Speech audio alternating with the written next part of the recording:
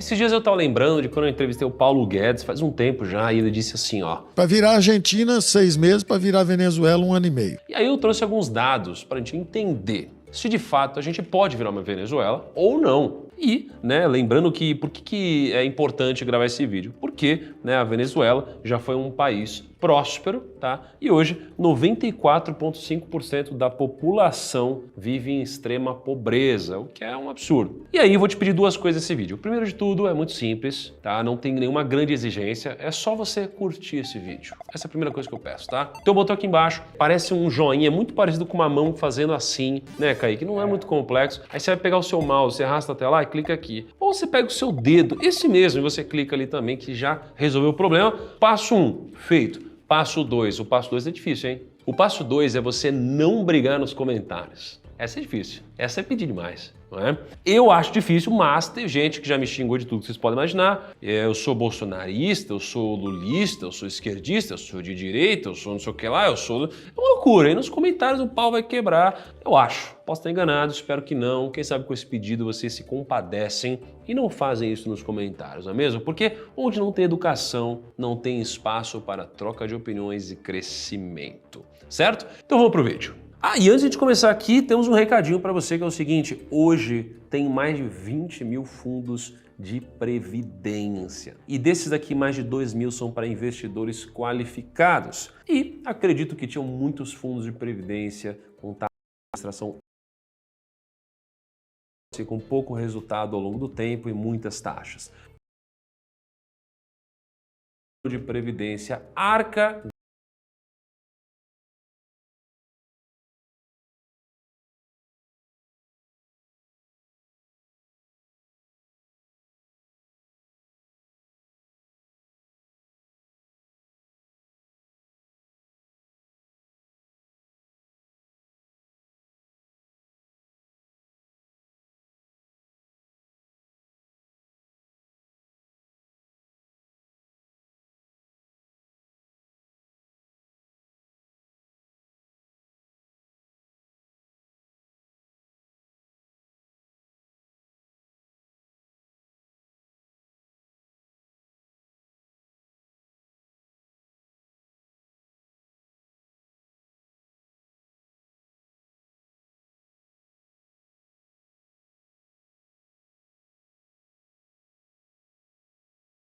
próspero porque ela é hoje. Em quarto, indicadores sociais e econômicos da Venezuela. E não uma Venezuela. Esse vai ser o quinto ponto do nosso vídeo. Então, primeiro, o que define um país socialista? Vamos lá. O socialismo, ele é uma filosofia política,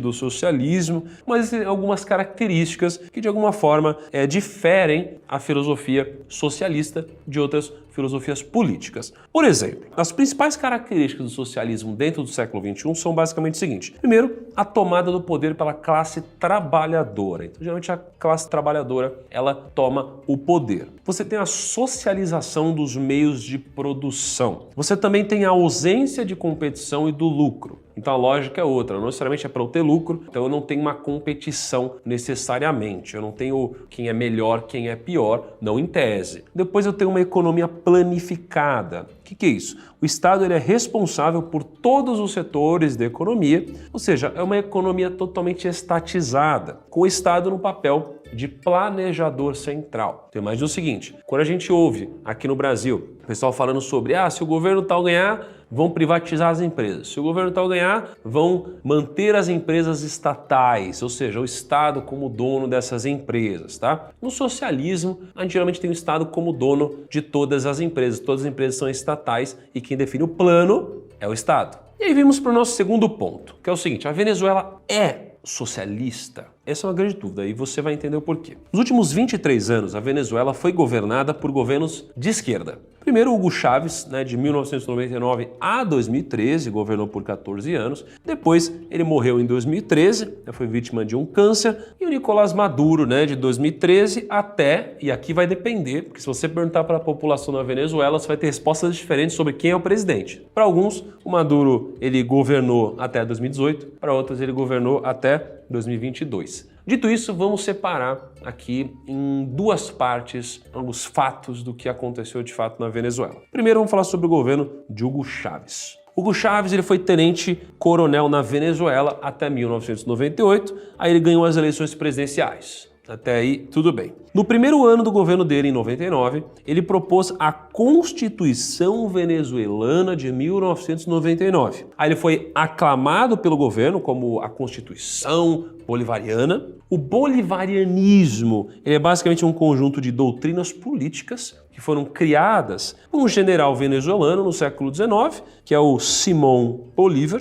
E quando Chávez assumiu a presidência de fato, ele se autodenominou bolivariano, por causa do Simón Bolívar. O ponto é o seguinte, na visão do Chávez, o bolivarianismo é uma mistura dos escritos do Simón Bolívar com os princípios revolucionários de Jean-Jacques Rousseau e Karl Marx, tá? Então é um mix de ambas as coisas. E aí vamos falar do Maduro agora. O Chávez morreu em 2012. Aí o Maduro, como vice-presidente, assumiu a presidência da Venezuela logo depois. E em 2018, o Maduro ele foi reeleito. Só que na época, estava todo mundo falando sobre fraude. Então imagina, o Maduro ele se elegeu, mas foi fraude. Não, mas não foi fraude, ele realmente foi eleito. Então aqui começou uma dúvida. Então de um lado a China e a Rússia aceitaram o Maduro, ou seja, aceitaram essa reeleição, e do outro lado os Estados Unidos, um país mais capitalista, apoiou o Juan Guaidó, que perdeu as eleições de 2018. Então hoje, olha que interessante, os dois são considerados presidentes da Venezuela. Então depende para quem você pergunta.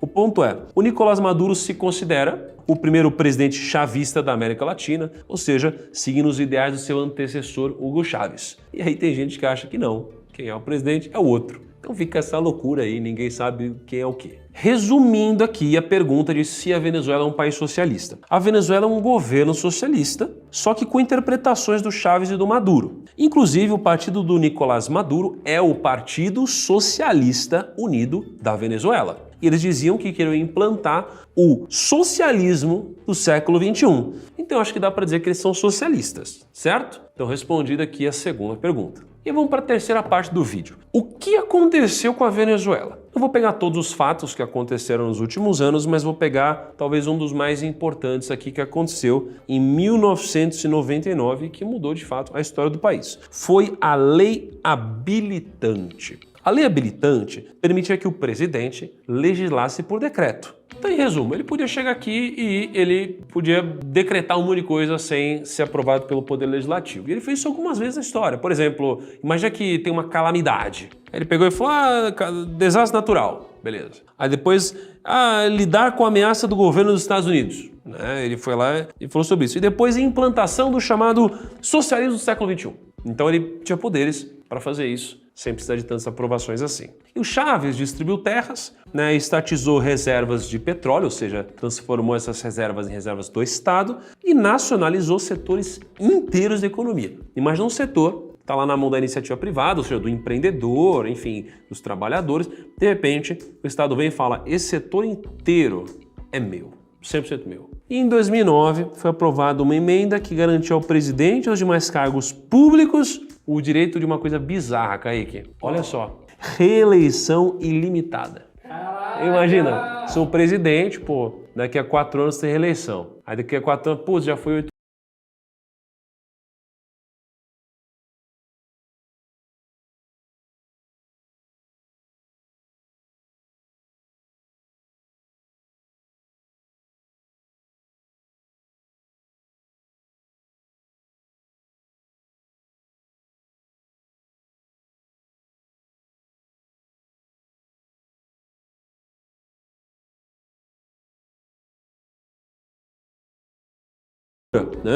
Então olha só, em 1999 o PIB era de 97,9 bilhões de dólares.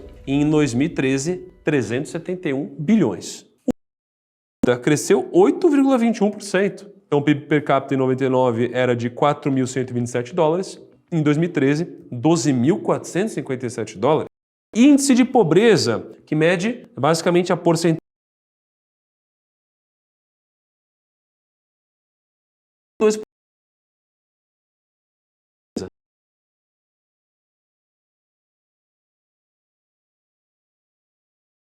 Muitas pessoas vivendo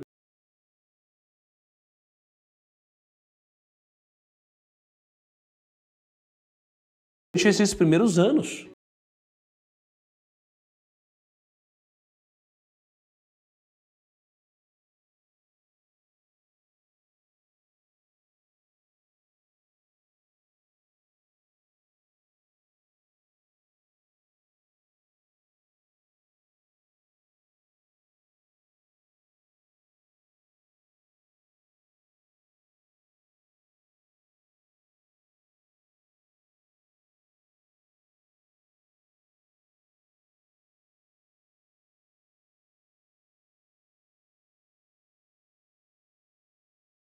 Oportunidade.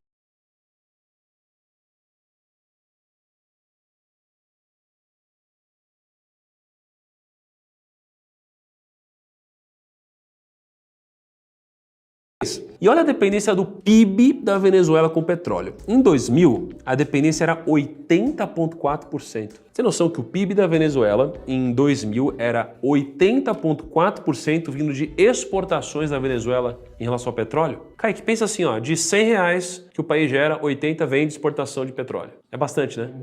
Tem todas as outras coisas no país, 80% é isso. Em 2005, era 80%, diminuiu a relevância, foi para 79,5%. Só que aí começa, 2009 foi para 90,8%, cara.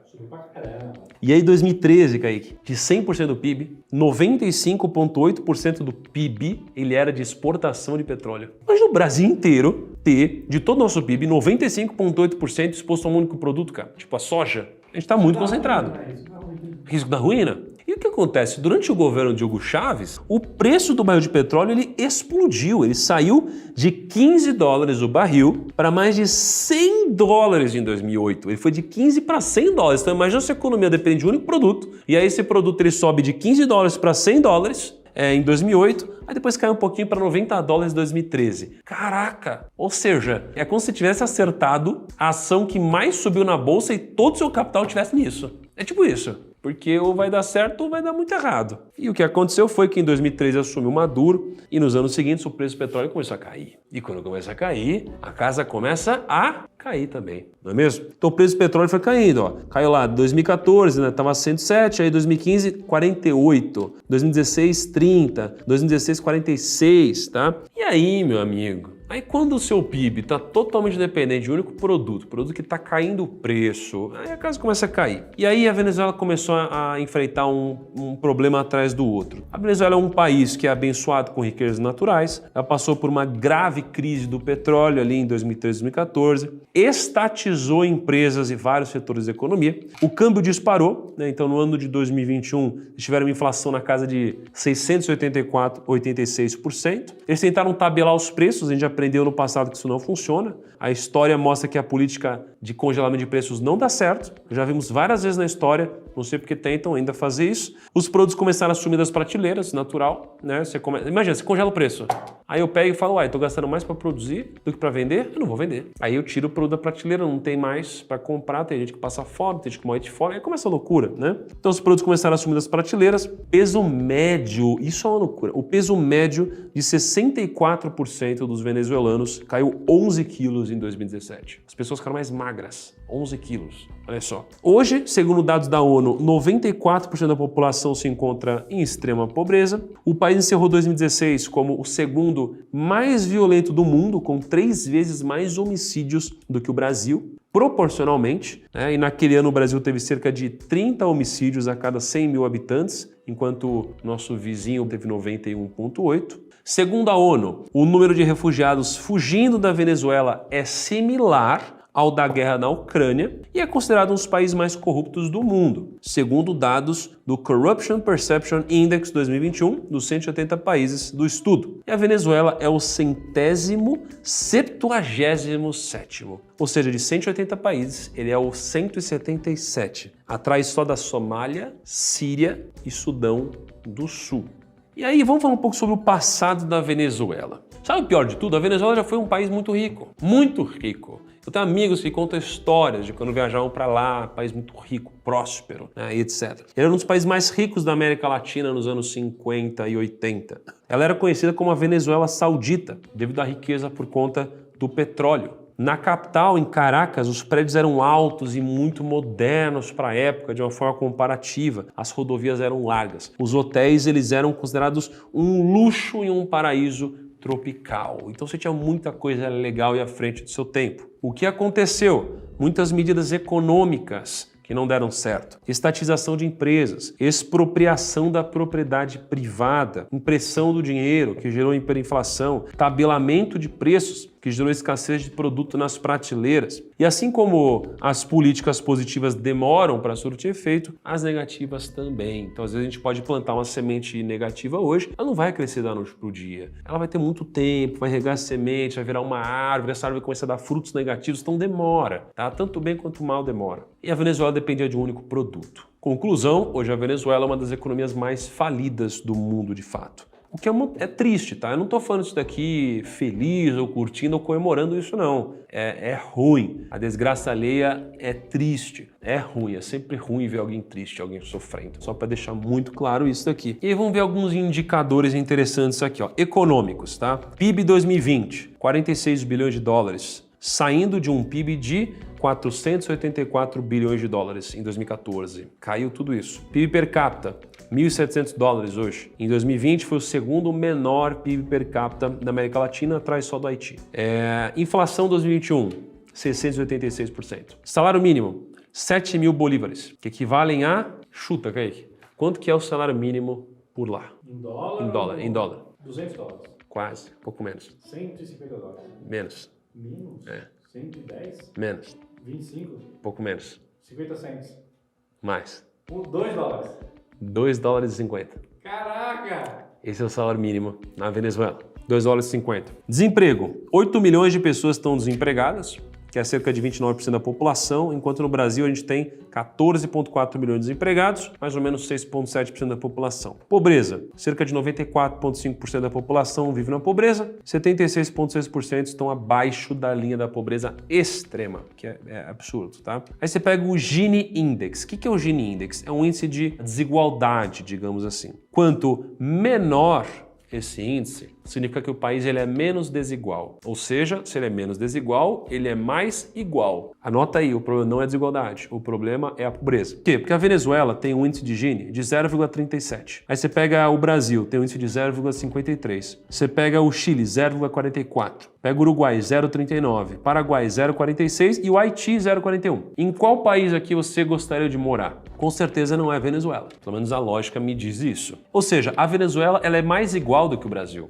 A gente tem mais desigualdade no Brasil que na Venezuela, mas é melhor viver no Brasil do que viver na Venezuela. Por quê? Porque o problema não é a desigualdade, é a pobreza. Então, se eu tenho uma pessoa rica, essa pessoa aqui aumenta a média. Se essa pessoa rica vai embora para outro país por algum motivo, o país ficou mais igual, mas o país ficou mais pobre também. Então, o problema não é a desigualdade, é a pobreza. E a Venezuela, ela é muito igual. Todos são pobres. Conclusões aqui. A Venezuela não é um país pobre, ela é um país extremamente mal gerido, ok? Imagina, você tem um monte de riqueza, mas você é muito mal gerido. Ela tem 18% das reservas mundiais de petróleo, o que dá 300,9 bilhões de barris. Hoje o preço do petróleo é de 95 dólares o barril, ou seja, são mais de 28 trilhões de dólares em reserva de petróleo. Para efeito comparativo, o PIB de 2021 da China foi de 16 trilhões de dólares e dos Estados Unidos 22 trilhões de dólares, ou seja, é o PIB, né, de um desses países aqui. Mesmo assim, o número de refugiados e imigrantes da Venezuela no mundo é de mais de 6,8 milhões de pessoas. E agora vem a pergunta do vídeo de fato. O Brasil pode virar uma Venezuela? Qual que é a sua opinião antes de eu responder? Eu não tô aqui para te convencer de nada. Tô aqui para levantar alguns pontos e muito menos para defender qualquer tipo de ideologia, ok? O fato é,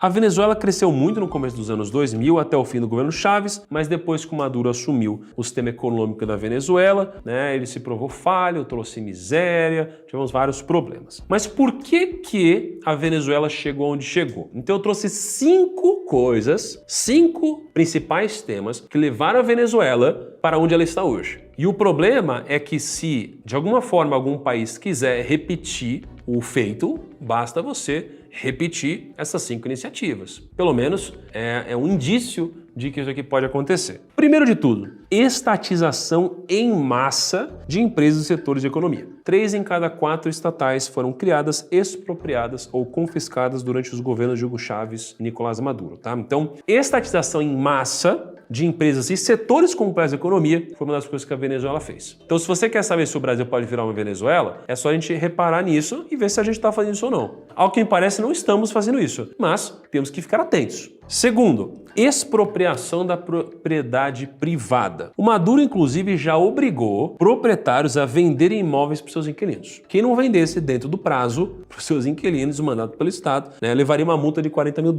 que pode ser dobrada caso ela não seja paga em 5 dias. Expropriação da propriedade privada, que é um direito nosso. Terceiro, controle de preços. A gente já tentou fazer isso, inclusive no Brasil no passado, ainda bem que não fazemos isso novamente hoje, né? Por mais que tenhamos tido ali um certo flerte durante a pandemia, né, com algumas coisas. Mas isso aconteceu diversas vezes com tentativas de tabelamento de preço que só faziam os produtos saírem das prateleiras dos supermercados. Tabelamento de preço também traz pobreza.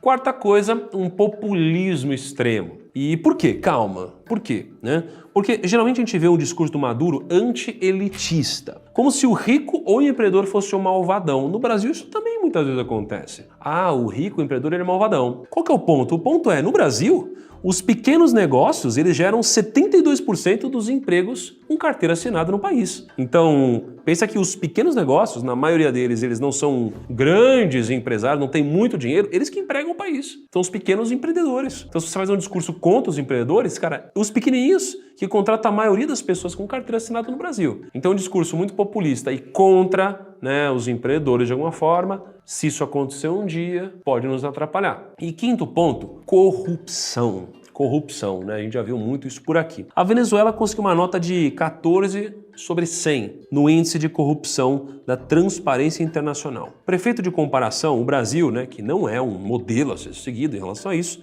tirou nota 38. Tá, então a Venezuela está realmente muito atrás do Brasil e a gente que não é um modelo está em 38, ou seja, é muito corrupto lá pela Venezuela. Então, independente do fato de o Lula ser o próximo presidente do país, né, a verdade é que qualquer país pode virar uma Venezuela, qualquer, até os Estados Unidos. Basta você tomar medidas econômicas erradas, mas isso não acontece da noite para o dia, beleza? Depois, a estrutura brasileira, né, jurídica, ela é diferente da estrutura da Venezuela, tá? Então, os presidentes têm poderes e têm limitações muito diferentes. Aqui no Brasil, formalmente, quem manda é o Congresso, e que é basicamente o poder legislativo, digamos assim, né, que dá a última palavra. Então existem muitas camadas aqui de segurança. Depois, a gente já teve 2 governos do Lula e o Brasil cresceu nos 2 governos. É claro que dá pra gente explicar o passado, né, por uma questão de commodities que subiram muito e comparativamente a gente poderia ter crescido mais, etc. Mas a realidade é que a gente cresceu nos 2 governos do Lula, ok? Isso aconteceu. Depois, né, assim, a gente não sabe como serão os próximos anos do governo, mas cabe a nós entender que quem estiver lá vai ser um representante do povo. Não importa se você votou nele ou não, ele está representando o povo, a maioria. É assim que funciona. Você está trabalhando numa empresa, você gosta ou não gosta, a pessoa está te representando, está te liderando de alguma forma, vai tomar decisões que vão te impactar. Você não precisa ter votado na pessoa para ela estar lá, tá bom? É o coletivo. Então a gente deve cobrar quem estiver lá e não